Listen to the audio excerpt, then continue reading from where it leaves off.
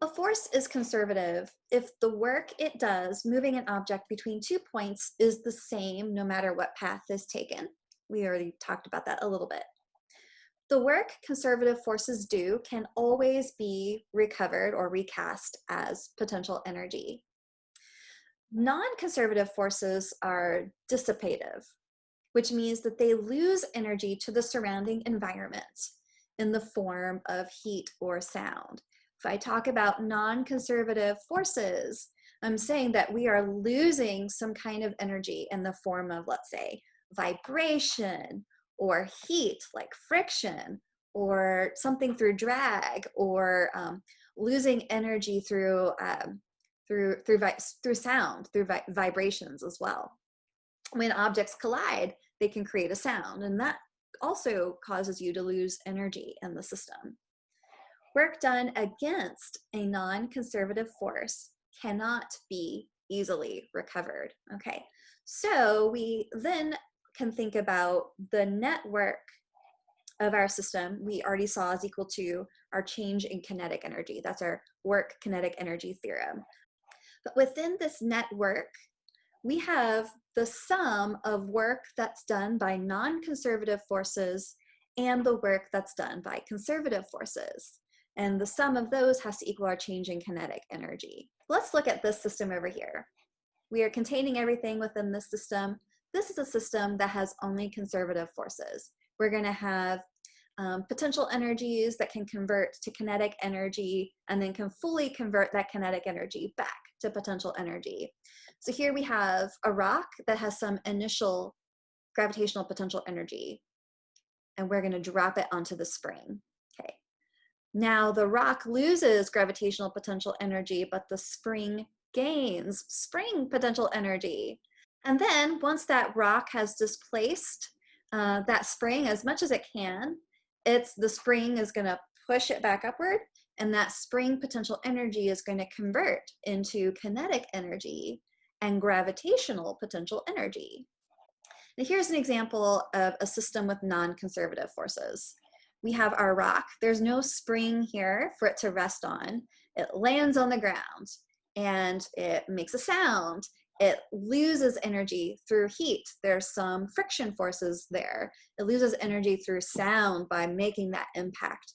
And it loses some energy by deformation of the ground, pushing the material away from it as it lands. Now we're going to revisit our work kinetic energy theorem. Remember that our network of the system has to equal our change in kinetic energy. The network is a combination, a sum, of the work done by non-conservative forces plus the work done by conservative forces. This work done by conservative forces includes all of our potential energies. So let's just say that the work done by conservative forces is the change in the potential energies of our system. So the work done by our non-conservative forces equals the change in kinetic energy of our system plus the change in potential energy of our system. If there's no work done by non-conservative forces, then that quantity is zero. So then zero is equal to the change in our kinetic energy plus the change in our potential energy. We could rearrange this equation. So the change in kinetic energy is our final kinetic energy minus our initial kinetic energy. Our change in our potential energy is the final potential energies minus our initial potential energies. We could rearrange this and move all of our initial kinetic and potential energies to one side of the equation, all of our final kinetic energies and final potential energies to the other side. And then we get back that equation that we already saw, which was our conservation of mechanical energy equation. Okay, but if there's friction, if there's drag, if there's energy we lose to the surroundings through some process, then we cannot say that this work sub NC, the work done by non-conservative forces, is zero. So we're going to have some problems that we're going to solve where we lose energy to the system through friction, through drag, through other ways. And in which case, the change in kinetic energy plus the change in our potential energy doesn't equal zero. It equals the work done by non-conservative forces. And so we can use that idea in order to solve for some more quantities. We're going to directly apply this idea in order to solve a problem where we're going to be thinking about conservation of energy and non-conservative forces. We have a water slide here that is 21.9 meters tall. We are going to determine the speed of a 60 kilogram person at the bottom of this 21.9 meter tall slide, assuming there's no friction. Okay, so V at bottom. Okay, this is just a conservation of energy, simple conservation of energy problem, right? We've got our kinetic energy initial plus our gravitational potential energy equals our final kinetic energy plus our final gravitational potential energy, okay? So when we're starting up here, all of our energy is gravitational potential energy, none of it's kinetic energy. When we reach the bottom of our slide, all of our energy is converted into kinetic energy. We have no gravitational potential energy. So we've got mgh initial equals 1/2 mv final squared. And look there, we don't even need to know the mass of our person. Okay, so we're looking for the velocity at the bottom. We can multiply both sides by 2. Then we have 2gh initial equals v final squared. So our final velocity is the square root of 2 times g times the initial height. The square root of 2 times 9.8 meters per second squared times, we've got our 21.9 meters. And that speed then at the bottom of the slide, no friction, is 20.7 meters per second. Okay, but now let's think about what happens when we, instead of reaching the bottom of the slide with a speed of 20.7 meters per second, we actually reach a speed at the bottom of the slide of 18 meters per second at the bottom. How much mechanical energy was lost through friction? Because we've reached the bottom of our slide with a speed of less than what we would get with a perfectly frictionless situation.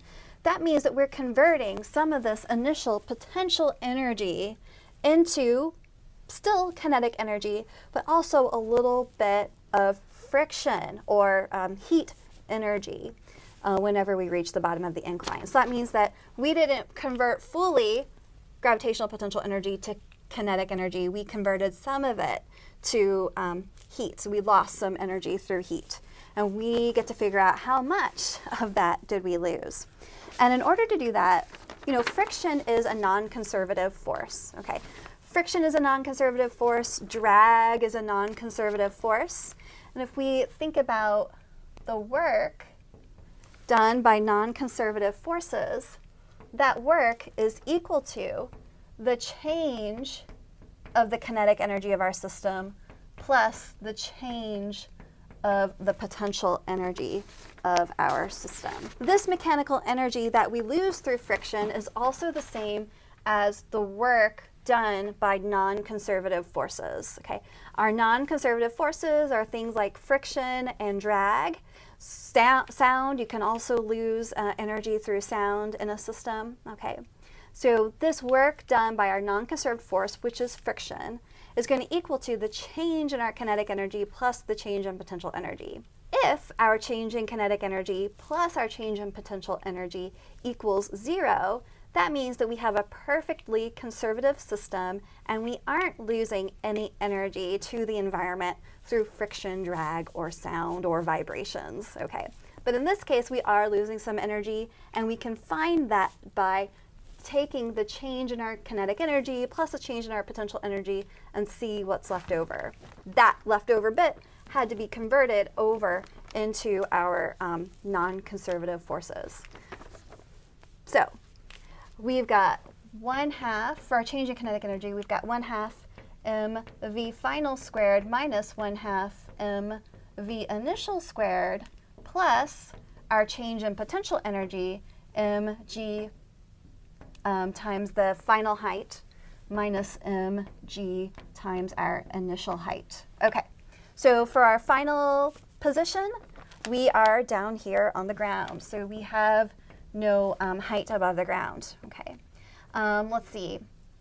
For our initial velocity, we're still starting at the top of our slide, starting from rest, so that is equal to 0 as well. So the work that's done by the non-conservative force, which is also the mechanical energy we lose through friction, that is equal to 1/2 mv final squared minus mgh initial. Okay, so we've got 1/2 times the mass of our person, 60 kilograms, times the velocity that they reached at the bottom of our slide, which was 18 meters per second. We've got to square it, minus our mass again, 60 kilograms times 9.8 meters per second squared times the height, 21.9 meters. Sorry, that's kind of running off the page there. Okay, so then let's plug all that in. We find that the mechanical energy that we lose through friction, that's our work done by the non-conservative force, which is the friction force, is equal to minus 3.16 times 10 to the 3 joules. Okay, this minus sign indicates that we are losing that mechanical energy from our system through friction.